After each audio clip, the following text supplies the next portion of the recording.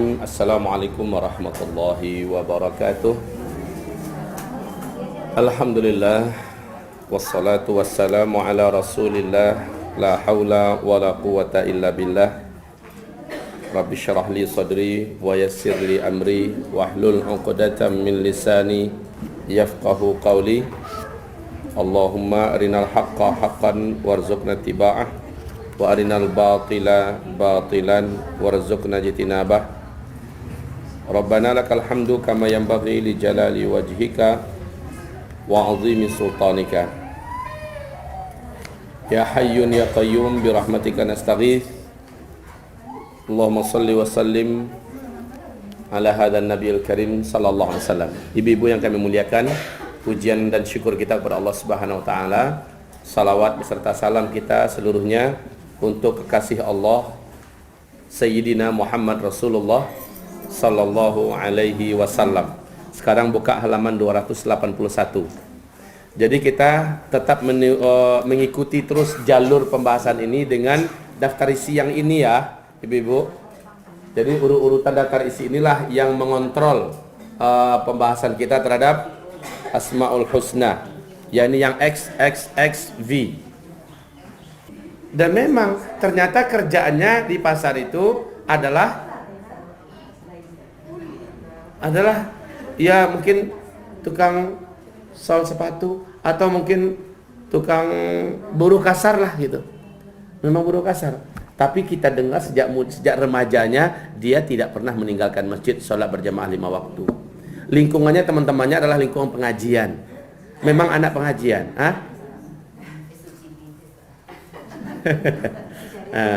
Iko kalau Ika yang cerita ini punya anak gadis kok. Diuji di Allah tiba yang udah itu.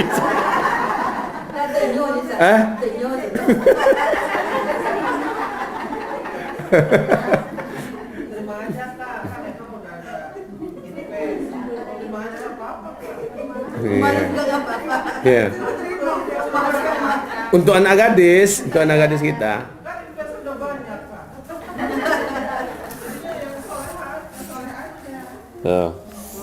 Nah, mudah-mudahan ya Rob. Sekarang ini cari lelaki soleh kan sulit ya Bu ya. Sulit. Kalau datang dia Bu, maka terimalah. Jangan pernah, karena ibu harus menilai dengan penilaian Allah loh, gitu. Kan coba ibu baca hadisnya kembali. Halo. Ibu baca hadisnya kembali. Idza ja'akum rajulun tardawna dinahu wa khuluquhu fazawwijuhu. Bila datang kepada kamu rajulun, kalimatnya rajulun ya, lafaznya itu rajulun. Apa arti rajulun? Rajulun ini seorang laki-laki. Syarat utamanya laki-laki dulu. Laki-laki. Tardawna dinahu, berarti dia muslim. Laki-laki muslim. Wa khuluquhu, budi dan akhlaknya tinggi. Kita ketahui lingkungannya mengatakan tentang apa? Apa yang lingkungannya katakan? Oh, dia orangnya jujur. Oh, dia orangnya amanah. Oh, dia orangnya disiplin. Oh, dia orangnya suka menolong. Oh, dia orangnya sangat lembut, santun. Sudahlah Bu, kalau udah kayak gitu tuh apalagi? Cuma dia hanya tukang tarik gerobak. Sore dia bawa gerobak, pulang dia bawa gerobak. Dagang roti keliling. Cuma itu.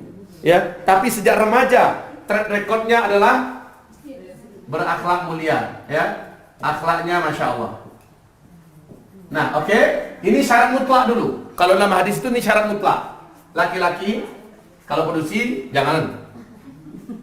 Jangan teragak, jangan agak diwak, ini produksi loh. Harus muslim dan akhlaknya harus. Bu, menilai akidah orang ini bagus atau tidak setelah dia muslim adalah lihat akhlaknya. Karena akhlak adalah gambaran akidah. Dan itu bukan orangnya baru tobat waktu itu seminggu yang lalu dia tobat, jangan. Kalau baru tobat baru lah dia sungguh-sungguh banget laku musajidnya atau gini. Jangan. Nyu mualaf tuh ajan. Jangan, ya.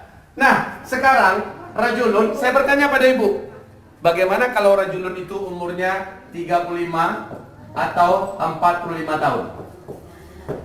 Sementara yang ini ada pada dia Masih rajulun nggak? Betul tanto ibu ini.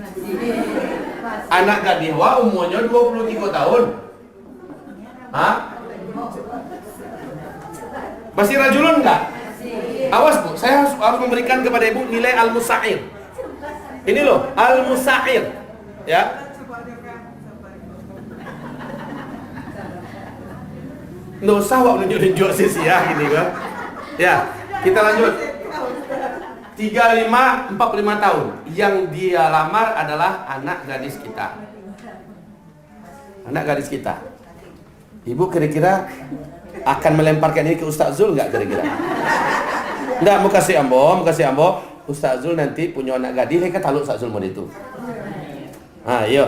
Jawaban bos 100% lain. Kamilah berundiang di istri ambo. Anak gadis ambo dengan izin Allah asa bosobo syaratnya yang mulia ambo tambah cek lain alim. Ambo tambah cek lain alim, ya. Bosobo de ambo walaupun umurnya siko kalau nambo gua pasti mau terima. Karena masih rajulun. Dalam hadis itu rajulun tardawna dinahu. Kamu ridho dengan agamanya, taatnya ternyata wa khuluquhu, akhlaknya baik. Jadi dinahu itu muslim dan taat. Muslim taat loh maksudnya. Muslim taat. Ya, akhlaknya mulia. Rajulun. Kemudian ternyata dia adalah duda.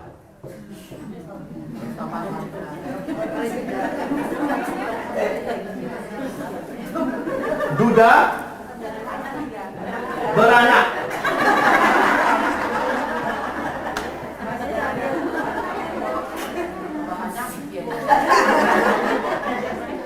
Awas, kita sedang belajar al-musair sekarang. Kita sedang belajar mendudukkan sifat Allah al-musair. Bagaimana Allah menilai? Masih laki-laki enggak? Masih.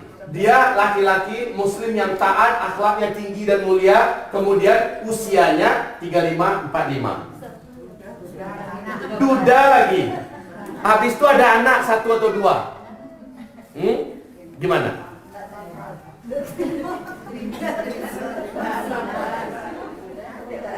Anda apa-apa, tapi kalau anak boy enggak, kan itu kan?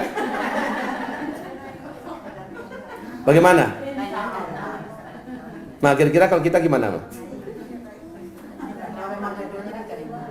Ma, cepat, Ma, angkat suaranya, angkat suara. Gimana? Ini yang punya anak gadis banyak nih. Tuh, Bunda Salma punya anak gadis banyak. Kira-kira gimana, Bun? Cepat jawab. Udah nggak ngancam. Ayo cepat. Ayo, Ma, gimana? Hah? Jangan malu-maluin udah. Ya, bismillah, cepat. Gimana, Bunda?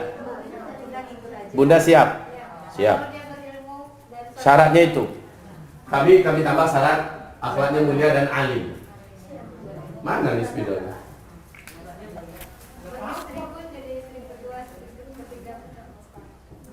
Ya, ini syaratnya.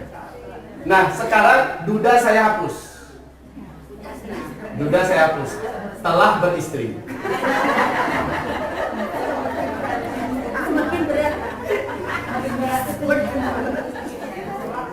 Masalahnya rajulun loh, Bu. Awas, ini bukan ibu memilih ya atau tidak. Masalahnya ujung hadis penutupannya begini. Tardawna dinahu wa khuluquhu fa illam tuzawijuhu illam taf'aluhu. Kalau kamu tidak terima, ini loh, Bu. Halo. Ibu. Assalamualaikum. Illam taf'aluhu, kalau kamu tidak mau terima, kalau kamu tidak mau melakukannya, apa kata Rasulullah? Takun fitnatun fil ardi wa fasadun ariyub. Ini akan terjadi di rumah tangga kita. Fitnah. Allah akan timpakan di rumah tangga kita fitnah dan fasadun ariyub. Di hadis yang lain fasadun kabir. Ya. Fitnah dan kerusakan yang besar. Awas kalau kita menolak.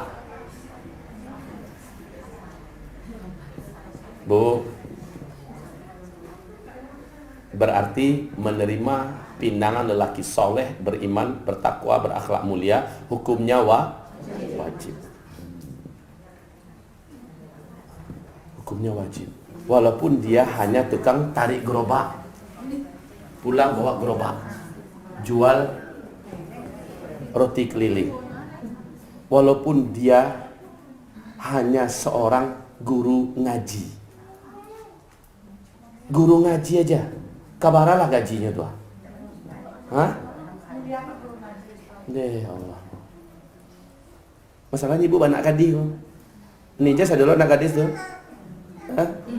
Kalau anak gadis wak nampaknya. Kalau mun inilah laku sadolah. Ya. Kali ada kan. 3. Insyaallah. Boleh zat 3.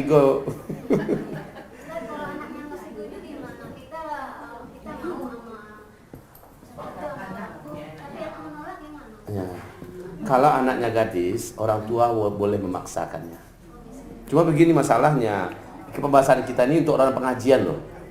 Kalau anak kita nggak setuju berarti dia bukan orang pengajian. Berarti kita sudah gagal mendidik anak. Gitu. Oke, sekali lagi kita masuk kepada pembahasan al-musair. Bukan pernikahan sebenarnya intinya. Tapi bahasan kita adalah musair yang maha menilai. Tolong nilai orang itu dengan penilaian Allah. Ketika Allah dan Rasulnya mengatakan rajulun, seorang lelaki, ini laki-laki nggak ini? Laki-laki. Maka dia sudah beristri. Walaupun istrinya keberapa. Maaf saya katakan. Saya waktu kemarin di Mekah, kami bincang-bincang dengan salah satu sahabat kental saya. Dan beliau termasuk salah seorang orang yang saya cintai karena Allah Subhanahu wa taala. Beliau berkata, Ustaz Zul, kenapa kita tidak melakukan seperti dilakukan oleh para sahabat sesama mereka? Apa itu saya bilang? Kita menikahkan anak-anak kita dengan sesama kita. Saya katakan fikrah jayidah. Di akhir zaman memang akan kembali kondisi seperti itu. Tsumma uttum min haitsu bada'tum. Kamu akan kembali nanti seperti semula kamu dulu. Seperti apa? Umar menikahkan anaknya dengan Rasulullah SAW. Abu Bakar menikahkan anaknya dengan Rasulullah SAW. Ali menikahkan anaknya dengan Umar bin Khattab. Ya, sampai level ayah dengan anak itu dinikahkan oleh mereka. Karena prinsip mereka adalah memberikan tanggung jawab kepada yang lain untuk dibawa ke surga. Kalau orang sekarang motivasinya adalah fulus. Ini dia sebuah persepsi yang berbeda dibandingkan dengan Rasul dan para sahabat. Dan nanti insya Allah akan kembali. Coba ibu lihat sekarang Ustaz Arifin Ilham, hafizahullah. Dia menikah, diwar-warkannya kemana-mana dia menikah, ya kan? Dan dia mengatakan ini bukan bagian daripada hubbuz zuhur, bukan bagian daripada hubbuz sum'ah atau ujub, tetapi ini adalah bagian dari pembelajaran. Ya, kemana-mana provinsi dia masuk, orang-orang terhormat di provinsi itu, dari kalangan habib-habib, dari kalangan kiai, dari kalangan orang kaya, menawarkan anak gadisnya, nikahilah anak gadis saya.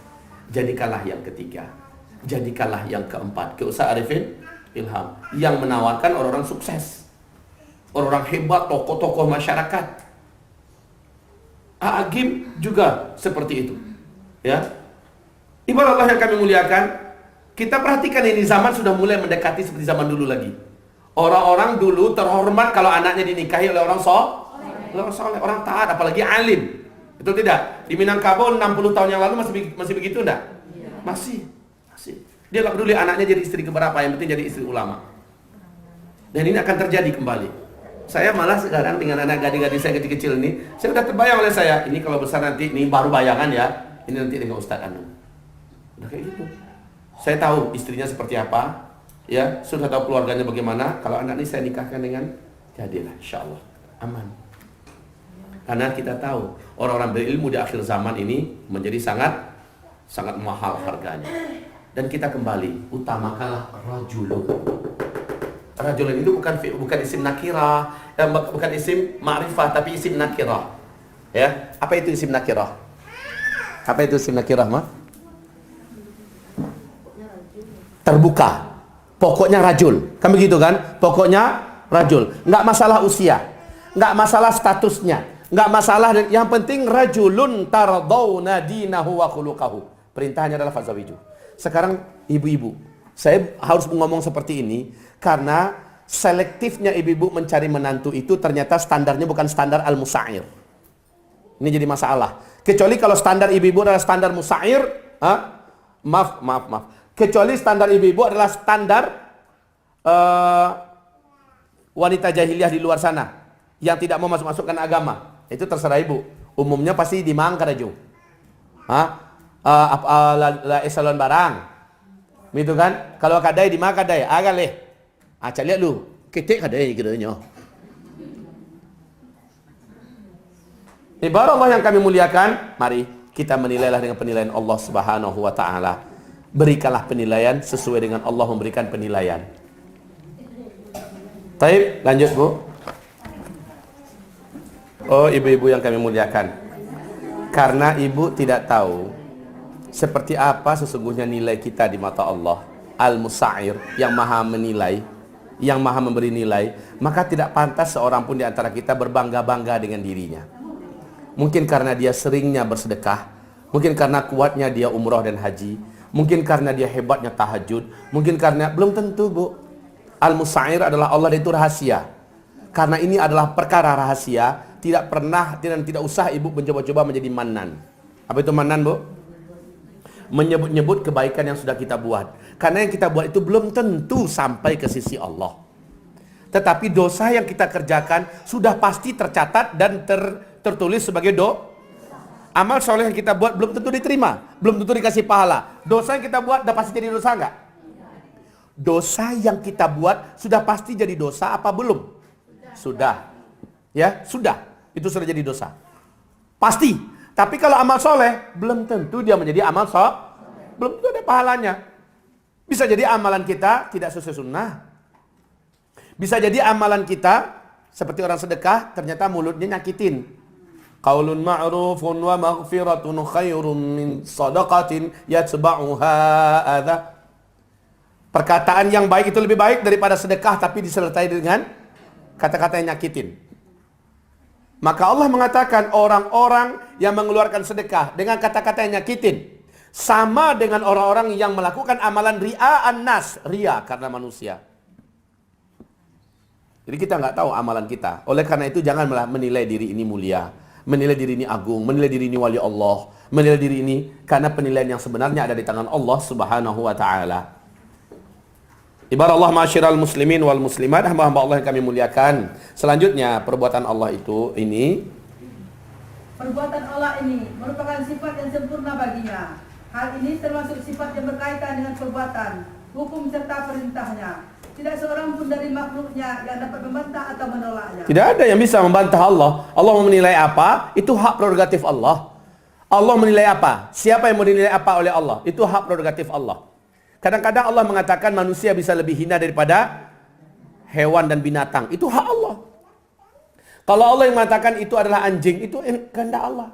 Ya, si fulan itu lebih hina daripada anjing, lebih hina daripada babi. Kalau Allah yang mengatakan itu kalimat di dalam hadisnya, dalam hadis kursi, dalam Al-Quran, atau Rasulullah sebagai penyambung lidah daripada wahyu, maka itu hak Allah. Jangan pula ibu menentang kita menentang daripada penilaian Allah Subhanahu wa taala. Saya tidak setuju kalau iblis dikatakan sebagai the common enemy. Saya tidak setuju. Justru iblis itu harus diberikan Tauhid Award. Ada kan jadikan Muslim Indonesia yang kayak gitu gayanya? Ada, karena menganggap Tauhid adalah yang paling setia mempertahankan Tauhidnya. Padahal Allah mengatakan kafir. Allah mengatakan iblis itu kafir. Lalu kenapa berani betul dia menolak?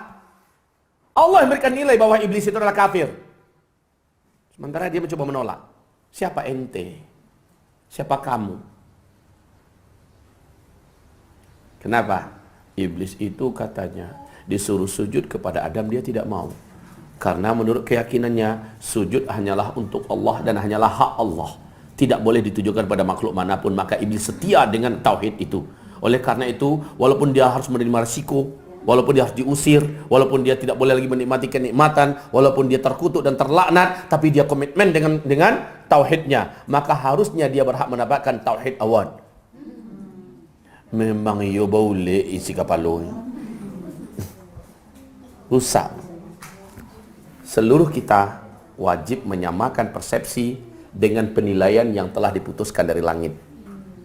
Allah mengatakan, qad kafara alladhina qalu innallaha thalithu thalatha. Agama apa yang dimaksud oleh Allah itu? Sungguh telah kafirlah orang-orang yang mengatakan Allah itu salah satu di antara tiga. Trinitas kan? Allah mengatakan kafir. Sekarang ada komunitas pluralisme, liberalisme yang mengatakan semua agama adalah sama. Itu bentuk daripada kesombongan. Allah mengatakan begini, penilaian Allah, Nasrani kafir semuanya. Walaupun mereka banyak berderma, dermawan sekali. Walaupun mereka banyak membantu orang kurban Idul Adha, dia ikut membantu. Satu ekor sapi ke sana, satu ekor sapi ke sana. Kayak si Haritano yang banyak bantu-bantu pesantren. Lalu apakah kita akan terpukau sementara Allah mengatakan, Allah Subhanahu wa taala berfirman, ahbata a'maluhum. Batallah seluruh amalan-amalan mereka. Sebaik apapun mereka, batal amalan mereka. Itu penilaian Allah, maka jangan didemo penilaian Allah itu. Al-Musa'ir, yang berhak memberikan nilai hanyalah Allah. Yang berhak menentukan hitam putihnya, baik buruknya adalah Allah Subhanahu wa taala. Jadi jangan kita, Bu. Kita harusnya tundukkan saja diri kita ini menurut Allah gimana. Udah tunduk aja lah gitu. Menurut Allah gimana? Khalas sami'na wa ata'na. Hai suamiku, menurut Allah kamu sudah keluar dari Islam. Bagaimana kita tahu bahwa suami kita sudah keluar dari Islam? Karena dia dengan sengaja telah menginjak Al-Quran. Mulai hari ini saya tidak akan mau lagi jadi istri kamu. Ini dulu mahar yang pernah kamu berikan pada saya kembalikan. Dan saya akan keluar dari rumah sekarang juga. Kalau memang ini rumah kita, kamu yang keluar dari rumah saya. Gitu.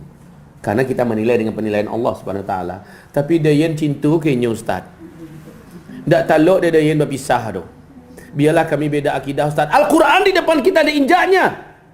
Kita masih anggap dia sebagai suami kita. Sementara Allah Subhanahu wa taala mengumumkan perang dengannya. Dan siapapun yang ikut mencintai orang yang diperangi oleh Allah, Allah akan ikut memerangi orang ini. Mau? Mau? Tidak. Kalau tidak mau, katakan kalimat tegas. Berikan penilaian-penilaian Allah. Nak, kau cinta padaku nak? Iya mak. Kalau begitu balik ke agama lama nak. Enggak mau mak. Mak akan bunuh diri di depanmu. Mak akan mogok makan sampai mati. Kau akan lihat. Siapa ini? Di depan matanya, maknya sekarat. Apa kata si Sa'ad radhiyallahu anhu? Mak, seandainya mak punya nyawa sebanyak bulu yang tumbuh di tubuh mak, lepas satu persatu di depan mata saya dengan cara seperti ini, saya tidak akan pernah mau. Masya Allah, istiqomah. Ini dia memberikan penilaian. Sebumi orang menilai itu menjijikkan, sementara menurut timbangan Al-Quran Sunnah ini adalah orang yang mulia, maka berikan penilaian menurut Al-Quran Sunnah. Walaupun kita akhirnya dinilai sama, nggak apa-apa Bu. Kembali kita pada prinsip bahwa hanyalah Allah yang berhak memberikan penilaian, dan semua penilaian kita disamakan dengan penilaian Allah Subhanahu wa taala. Lanjut. Allah Subhanahu wa taala, dialah yang menjadikan sesuatu bernilai rendah atau kurang atau bernilai tinggi. Hal itu sesuai dengan pengaturannya yang bersifat kauni, atau sesuai dengan apa yang dia perintahkan kepada hamba, yakni untuk berlaku adil dalam menentukan harga, sesuai dengan aturannya yang bersifat syar'i. Nah, jadi begitu. Semua penilaian Allah diturunkan ke bumi, disamakan. Disitulah letaknya sami'na wa ata'na, ya. Penilaian-penilaian Allah, baik berkaitan dengan benda, harga-harga, termasuk juga penilaian-penilaian yang bersifat maknawi, syar'i, ya, yang bersifat eksplisit. Maka ini disamakan dengan penilaian Allah Subhanahu wa taala. Allah, dialah yang menjadikan sesuatu itu bernilai rendah atau bernilai tinggi. Hal itu sesuai dengan pengaturannya yang bersifat kauni. Emas dipandang manusia mahal. Betul? Allah sendiri mengumumkan bahwa emas itu adalah sesuatu yang mahal. Saat itu seluruh makhluk di bumi mengatakan emas mahal. Zuyyina lin-nasi hubbus syahawati minan nisa wal banina wal qanatiril muqantara minadh dhahabi wal fiddah, dari emas dan perak. Perhiasan di hati manusia jadi rebutan manusia. Allah mengatakan emas mahal, maka sebumi orang mengatakan mahal. Allah mengatakan bahwa intan berlian, lu'lu' itu adalah mahal, maka manusia mengatakan mahal. Di bidang benda aja manusia mau nurut, tapi kenapa di bidang yang sifatnya bukan benda? Allah mengatakan itu lebih hina daripada anjing dan babi. Kenapa tidak pula mau seperti itu? Kita menilai orang-orang yang berkuasa sementara dia menjadi musuh Islam, maka nilailah ia lebih hina daripada anjing dan babi di hati kita. Seperti itu Bu. maka tidak ada keinginan sedikit pun jumpa dengannya. Kalaupun dia duduk sepesawat dengan kita, nggak ada satupun bangganya kita. Nggak ada bangga. Bangga duduk aja kutu. Walaupun dia orangnya, masya Allah, tenar kelas dunia, kaya raya, tapi bersebelahan dengan kita duduknya. Bahkan kalau perlu kita minta izin ke tempat lain, ya. Minta tukaran dong, kamu duduk sebelah itu. Gitu, ada izzah. Karena kita tidak ingin duduk di sebelah orang yang di mata Allah lebih hina daripada hewan. Berikanlah penilaian. Lanjut, Bu. Selain itu, pengertian dari nama Allah Al-Musawwir, Al-Musa'ir adalah bahwa Allah memasukkan musuhnya atau orang-orang kafir ke dalam neraka sa'ir yang menyala-nyala sesuai dengan keadilannya. Bu, ada nama neraka namanya neraka Sa'ir. Nama Allah Al-Musa'ir. Apa itu maksudnya? Coba sambungkan, Bu. Siapakah yang berhak masuk neraka Sa'ir?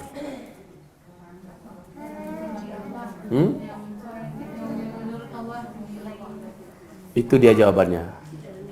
Orang yang hidup di dunia ini tidak mau menyamakan penilaian dengan penilaian Allah, tidak mau menyamakan penilaiannya dengan penilaian Allah Subhanahu wa taala. Orang yang macam inilah yang layak menjadi ahli neraka Allah mengatakan di bumi ini agar kamu memakai hukumku, kata Allah Subhanahu wa taala.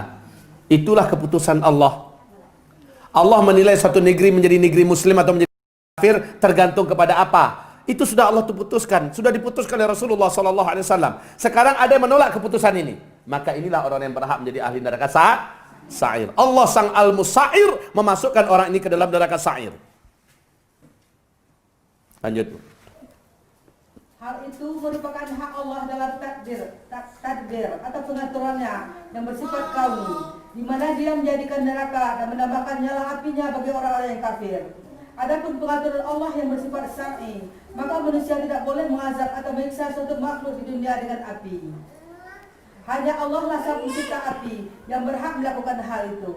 Ya. Ini salah satu penilaian Allah. Allah memberikan penilaian, tidak boleh ya kalian melakukan penyiksaan dengan api, itu hanya hak saya. Ketika Allah mengatakan itu hak saya, jangan coba-coba mengambil hak Allah. Jangan coba-coba menyiksa manusia dengan api. ISIS melakukan pelanggaran besar. ISIS terang-terangan mempertontonkan kepada dunia bagaimana dia membakar. Ya kan? Kecuali qisas. Jika ia membunuh muslim dengan cara membakarnya hidup-hidup, maka qisasnya adalah dia juga dibunuh dengan cara bakar hidup. Nah ini enggak.